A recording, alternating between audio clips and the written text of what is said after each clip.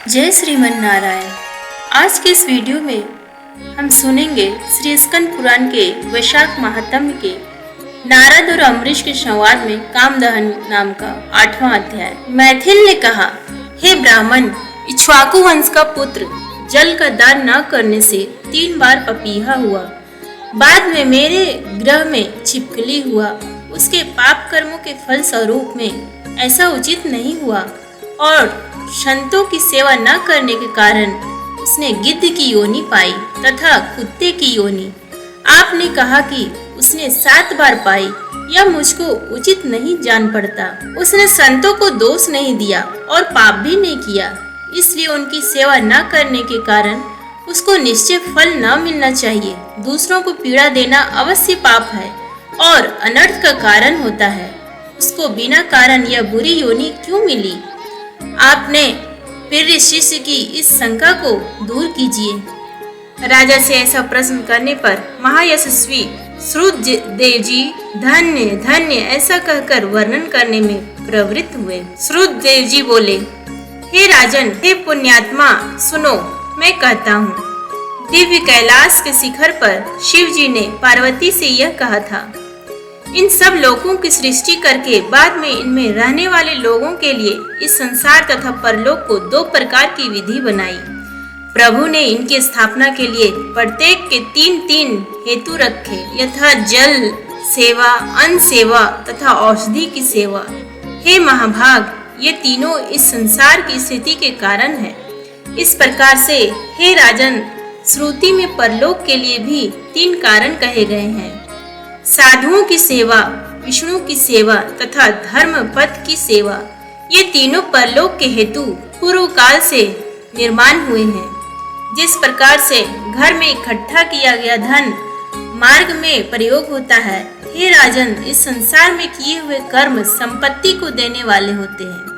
और हे राजन, साधुओं की दुस्सह इच्छा भी कभी कभी अनर्थ का कारण होती है। तब यह स्पष्ट है कि अप्रिय वाक्य जो दुख का हेतु होता है, तो क्यों बोले? इसका एक प्राचीन इतिहास मैं कहता हूँ। इस रोमांचकारी पाप नाश करने वाले अति आश्चर्यकारक वृत्तांत को सुनकर प्राचीन काल में यज्ञ दीक्षा के लिए आए हुए दक्ष प्रजापति भूतपति महादेव जी को बुलाने के लिए कैलाश पर गए। उनके हित की कामना करने वाले महादेव जी उनको देखकर नहीं उठे। मैं सब देवताओं का गुरु हूँ, सनातन हूँ तथा वेदों में पुराण हूँ। ये सब बलि लेने वाले इंद्रादिक देवता मेरे नौकर है। शास्त्र जानने वालों का यह मत है कि मालिक नौकर के लिए, पति अपनी भार्या के लिए तथा गुरु शिष्य के लिए न खड़ा हो। गुरुत्व के विषय में संबंध ही कारण नहीं होता। श्रुति वाक्य यह है कि बल, ज्ञान, तप तथा शांति जिसमें अधिक होती है वही गुरु कहलाता है। इनके सिवाय वे नीच भृत्य हैं, जो स्वामी इत्यादि के आने पर आदर के लिए खड़े नहीं हो जाते। उनकी आयुष्य, धन तथा यश और संतति शीघ्र नष्ट हो जाती है। इसलिए यद्यपि यह मेरा प्रिय और ससुर है, तो भी मैं नहीं खड़ा होता। इस प्रकार सोचकर उसके हित को चाहने वाले शिव जी अपने आसन से नहीं उठे। शिव जी को न उठा देखकर प्रजापति बड़े क्रुद्ध हुए और महादेव के सामने अनेक प्रकार से उनकी निंदा करने लगे। वह इस दरिद्र अकृतात्मा को बड़ा घमंड है, जिसका धन अधिक क्या वाला बैल है, जिसके शरीर में चमड़ा ही शेष रह गया है, कपालास्थि धारण करता है, अतः बड़ा पाखंडी है। ईश्वर इस वृथा अहंकार करने वाले को कैसे कल्याण देगा? संसार में नीति जानने वाले जानते हैं कि चर्मधारी यह पवित्र है। यह दरिद्र शीत से त्रस्त होकर हाथी के अपवित्र चमड़े को धारण करता है, जिसका घर शमशान है और सर्प आभूषण है। न इनमें धैर्य है न ज्ञान। वृकासुर ने इसको भगा दिया था। दिन रात भूत प्रेत पिशाच इत्यादि दुर्जनों का इसका साथ है। न इसके कुल के विषय में कुछ सुना जाता है, न यह साधुओं से प्रशंसा किया जाता है। दुरात्मा नारद ने पूर्व काल में घृता इसकी प्रशंसा किया। इसी के समझाने पर मैंने अपनी कन्या सती को ब्याहा। वह भी पृथक धर्म की हो गई और सुख से इसके घर में रहती है। हम लोगों से प्रशंसा करने योग्य यह नहीं है। और हमारी कन्या भी गई, जैसे कुम्हार का घड़ा चांडाल के हाथ चला गया हो। इस प्रकार से दुर्बुद्धि दक्ष सती तथा शिव को बिना बुलाए उसकी बड़ी निंदा करके चुपचाप घर चला गया। तब यज्ञशाला में जाकर ऋत्विक तथा मुनियों के साथ शिव जी की निंदा करते हुए यज्ञ करने लगा। ब्रह्मा तथा विष्णु को छोड़कर सब देवता आए तथा सिद्ध चरण गंधर्व यज्ञ राक्षस तथा किन्नर लोग भी आए।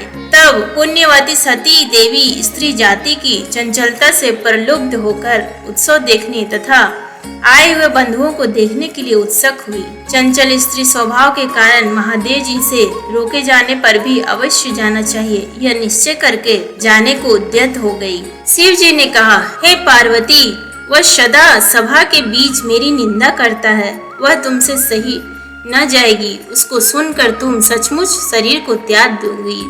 मेरी कृपा की इच्छा करने वाली तुमको न सहने की बात भी सहना पड़ेगा। हे देवी, मैंने जैसा किया है वह तुमसे न होगा, इसलिए तुम यज्ञशाला में मत जाओ, निश्चय तुम्हारा कल्याण न होगा। इस प्रकार से समझाई जाने पर भी सती चपलता के कारण फिर भी गई। सती घर से अकेली पैदल चलने लगी। ऐसा देखकर बैल ने शीघ्र ही उसको अपने पीठ पर बैठा लिया। करोड़ों भूत समुदाय तब सती के पीछे पीछे चले। यज्ञशाला में जाकर वह अनंतपुर में गई। सती को देखकर सब लोग चुप रहे। यह देखकर दुखी होकर वहां से निकली और पति के वचन को स्मरण करके यज्ञ मंडप में गई। सभ्य लोगों ने तथा उसके पिता ने उसको देखकर आशीर्वाद नहीं दिया। वह रुद्र की आहुति तक पिता की चेष्टा दिखती हुई चुपचाप खड़ी थी। रुद्र को छोड़कर आहुति देते देख आंख में आंसू भरकर देवी बोली, जो मनुष्य बड़ों का उल्लंघन करते हैं उनका प्रायः कल्याण नहीं होता। लोक के निर्माण करने वाले, लोक के पोषण करने वाले, सबके प्रभु तथा नाश न होने वाले ऐसे शंभु को हवि क्यों नहीं दी जाती। इन आए हुए महात्माओं में से एक ने भी तुम्हारी दुर्बुद्धि हरण नहीं किया। इनका भाग्य भी उल्टा देख पड़ता है। उसके ऐसा भाषण करने पर पूषा देव हंसने लगे और अवाक भृग मोक्ष दाढ़ी फटकारने लगे। दूसरे भुजा पैर जांग और काग फटकारने लगे और हतभाग्य उसका पिता निंदा करने लगे। ऐसा सुनकर वह महादेव जी की भार्या क्रोध से मन में व्याकुल हुई और उस सती ने और ऐसा सुनने का प्रायश्चित करने के लिए देह को त्याग दिया और वह सबके देखते हुए वेदी के बीच में होम की अग्नि में गिर पड़ी। तब बड़ा हाहाकार हुआ और जल्दी से शिव के गण दौड़े और उन्होंने महादेव जी से सब वृत्तांत कहा।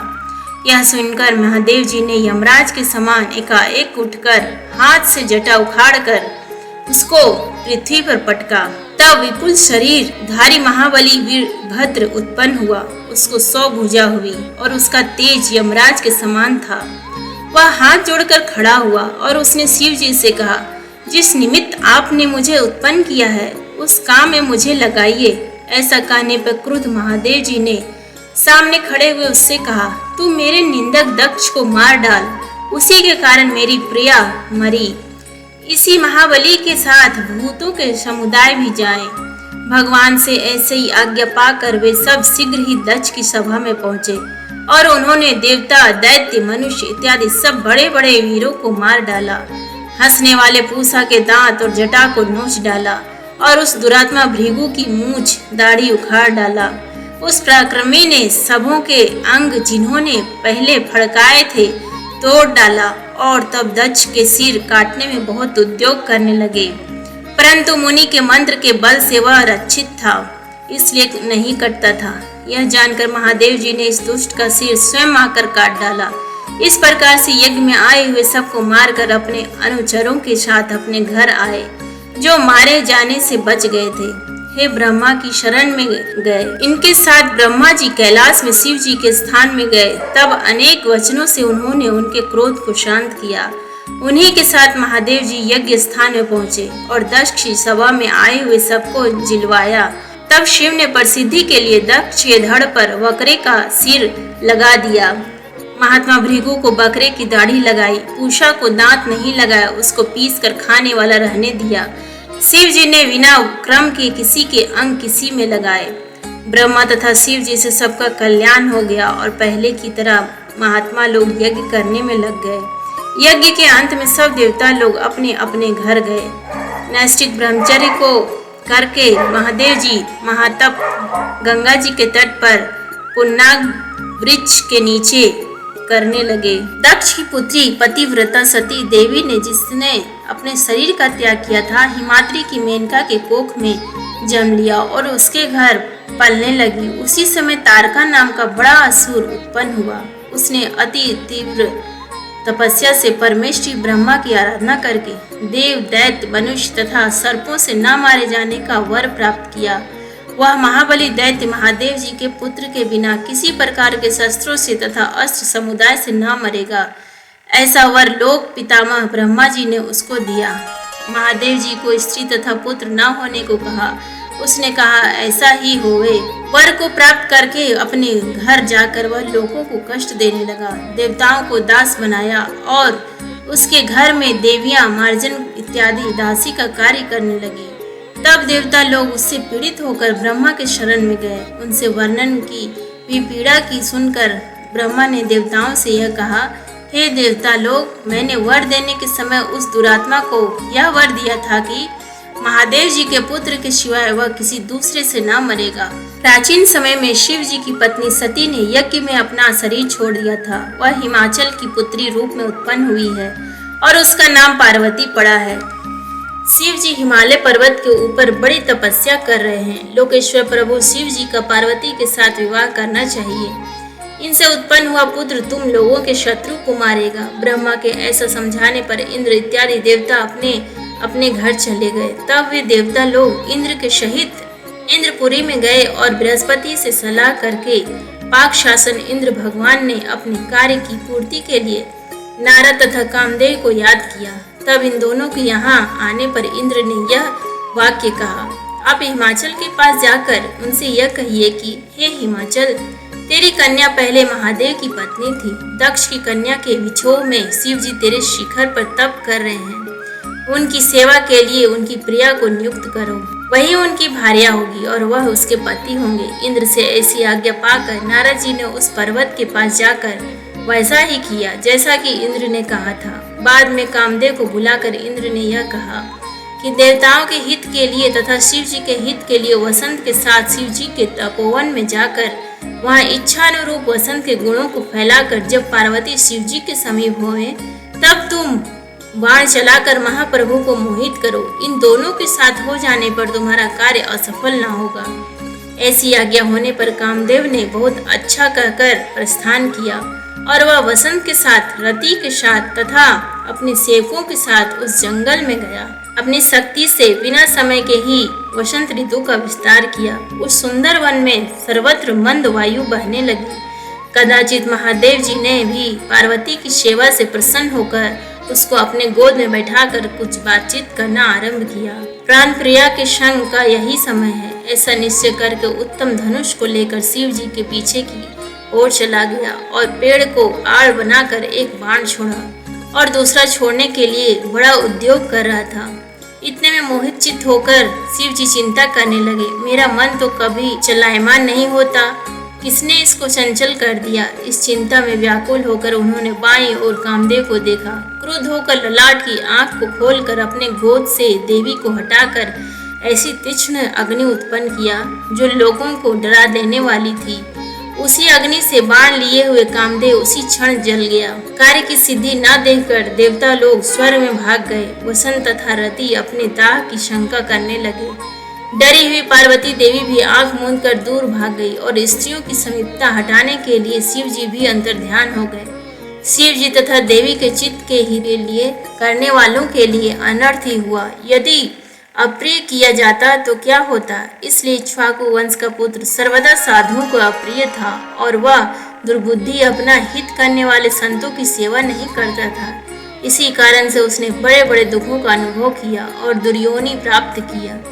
इसलिए सब अर्थों को साधन करने वाली साधुओं की सेवा अवश्य करनी चाहिए। महाप्रभु शिव जी का अप्रिय करने वाले कामदेव ने भविष्य जन्म में तथा जन्म काल में बहुत से दुख प्राप्त किए। जो लोग इस पुराण इतिहास को दिन रात सुनते हैं वे जन्म मृत्यु बुढ़ापा इत्यादि से मुक्त हो जाते हैं, इसमें कोई संदेह नहीं है। बोलो विष्णु भगवान की जय, बोलो शंकर भगवान की जय।